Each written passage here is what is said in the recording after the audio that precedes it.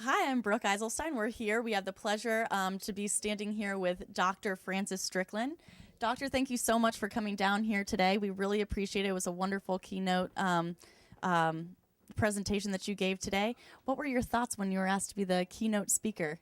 Always when I'm asked to speak, I think, where's Ted when I need him? I'm sure you're his better half, though, right? You're the speaker. Well, at home, I like to think I'm the better half. Oh, well, I think you did a wonderful job. I can't thank you enough. So what are your ties to Pike County? Have you ever been down here before?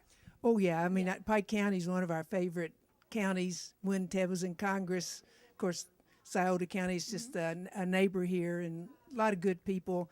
And I thought that I was going to lose him over the eggplant stuff because he just was so involved while he was in Congress with that I thought he was going to have a stroke one day. And just so Pike County is deep within our heritage now. Well, we learned so much about you today, and I know that you, just a fun little fact, that you really had a big part to do in the beautiful Ohio license plate.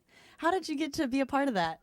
Well, I was talking to the guy that was designing it actually, and we were just riding along one day in the car, and I said, well, it'd be good if you could just put the whole story of Ohio in one place like that. So off he went. He got some people, and they got around their drafting board, and they came up with it. Then sometime later, he came back with 4 different sketches and asked me to comment on them and pick my favorite. So he had an airplane on one of them, which I thought was too big proportionally to the tree, and I told him that. Then I field tested it around everybody in the building to see which one they liked the best, and then I told him which one everybody liked. That is so cool. And that was the last of my part of it. How often do they change the license plate? Is that every 10, 20 years? Are you going to be a part of it the next time around? No, I doubt it. In fact, I didn't really feel like I had that much to do about it, but when I heard that it was second in the country for the most attractive, I was kind of wishing I'd had a little more to do with it. It really is. Well, and obviously we know that you're the president of Smith Educational Enterprises. Do you have any updates about what you guys are doing on there that you would like to share with us today?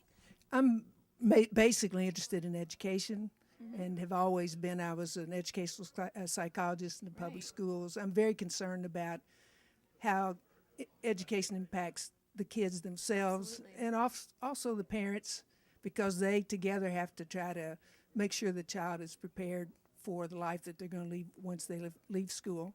And there's a lot of controversy going on, a lot of tension in the world of education.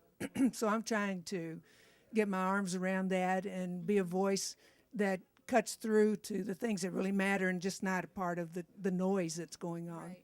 Well, we really appreciate everything that you do for this state and especially Pike County and everything. And we also heard a little tidbit that you're quite the musician when it comes to playing the guitar. Did you bring your guitar today to serenade us?